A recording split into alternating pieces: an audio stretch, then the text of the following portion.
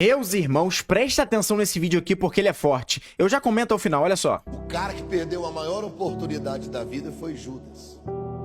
Ele andou 3 anos com a porta e nunca entrou nela. Ele conheceu o caminho e viveu num atalho. Ele andou com a verdade vivendo uma mentira. Meu Deus. Ele andou com o mestre e nunca aprendeu nada. Ele conheceu o pastor, nunca quis ser ovelha. Esse cara andou com a vida e decidiu que era a morte. Judas andou com o dono do céu e foi para o inferno. Não fui eu que preguei para Judas. Não foi Pedro quem pregou para Judas. Não foi o apóstolo Paulo. A mensagem viva, o verbo Jesus, ele 3 anos. Não é uma mensagem, 3 anos.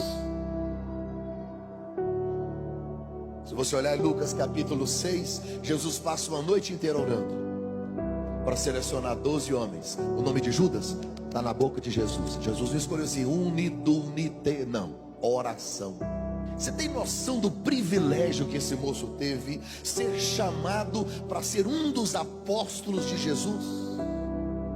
Dos 12 ele era o mais inteligente. Ele era o único dotado com qualidades e habilidades na área financeira, gestão de recursos financeiros. O pai e a mãe de Judas, depois de 7 dias de oração, cultura judaica, 7 dias de oração, antes de circuncidar o garoto, oraram a Deus e disseram: queremos um nome. Deus disse: coloque um nome no garoto de louvo. É isso que significa Judas. Bonito o significado.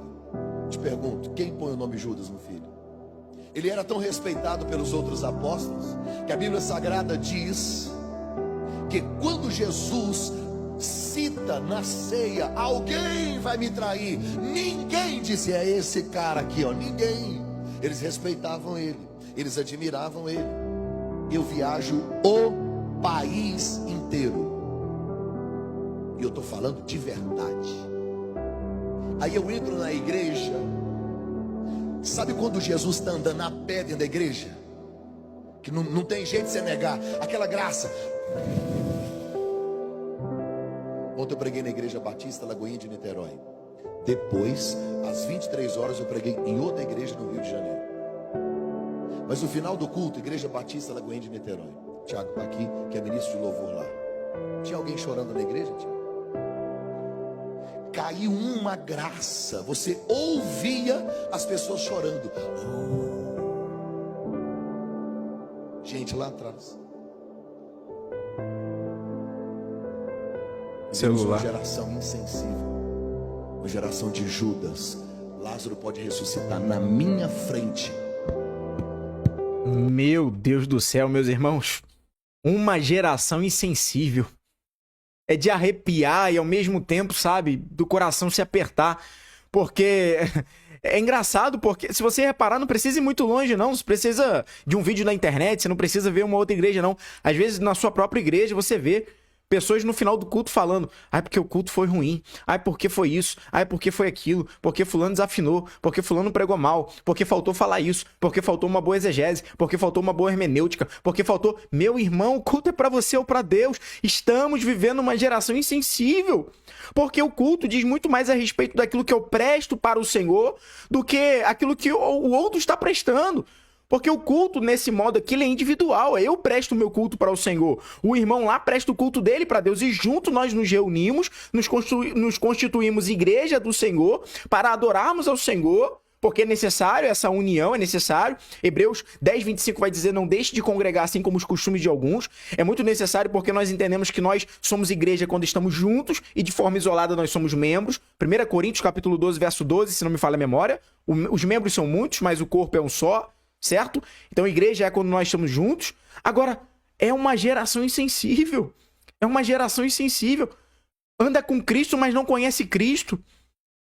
Anda com Cristo, anda com a mensagem, mas não conhece a mensagem.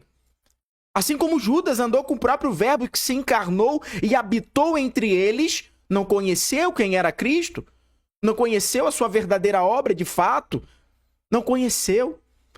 É a insensibilidade. E muito cuidado, porque quando se torna uma pessoa insensível, você perde o sentido. Quando você se torna uma pessoa insensível, você perde o tato. Você perde. E isso daqui se torna perigoso, porque você perde o espírito sem saber que perdeu ele. Você perde o espírito, e eu te provo isso na Bíblia, como Sansão, por exemplo. Sansão, quando perdeu, não sabia que havia sido perdido. Quando Sansão perdeu, ele não sabia que perdeu, a ponto que ele levantou e achou que faria a mesma coisa, e não tinha mais poder para isso. Perdeu a sensibilidade. E isso aqui é terrível. É de cortar o coração, porque a pessoa perde sem saber que perdeu. Perde sem saber que perdeu, meu irmão. Não deixe o fogo, não deixe a chama se apagar do seu coração. Se aprofunde mais na leitura da palavra, em uma vida de leitura da palavra, em uma vida jejuada, em uma vida de oração, a fim de você não perder mais a sensibilidade. Ah, irmão, mas Judas fez isso porque era da vontade de Deus. Meu irmão, não confunda a presciência de Deus com Deus fazer algo. Não confunda. Presciência de Deus, Deus saber tudo por antecipação. Não confunda. São coisas distintas.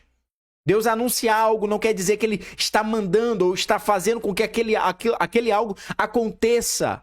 Deus está anunciando algo, está mostrando que ele anuncia o fim das coisas desde o começo delas. Está lá em Isaías. Deus anuncia o fim das coisas desde o começo delas. Por quê? Porque Deus é presciente, ele sabe de tudo por antecipação. De tudo por antecipação. Entenda isso. Entenda isso. Uma coisa que você não pode abrir mão é entender sobre os 13 principais assuntos bíblicos. São os 13 principais assuntos bíblicos que te darão base para você ter uma vida mais plena em Deus aqui na Terra. Te darão base para você entender outros assuntos bíblicos que virão também. E te darão base para você ter uma vida regada, cheia, repleta de intimidade com Deus. E eu abordo cada um deles lá dentro do meu programa de ensino no Discipulado Bíblico. No meu Discipulado Bíblico, eu vou abordar com você os 13 principais assuntos bíblicos. Eu basicamente vou pegar pela tua mão e caminhar junto com você. E para você ter acesso a esse programa de ensino é muito simples. Basta você acessar agora o meu perfil, clicar no link da biografia, é o único link disponível ali para clique. Clicando nesse link você vai entrar até o meu site e lá no meu site você vai clicar no primeiro botão, Meu Discipulado, e vai conversar diretamente comigo. No mais é isso, tamo junto, somos um More Bible, mais Bíblia, mais intimidade com Deus, e eu te vejo lá do outro lado.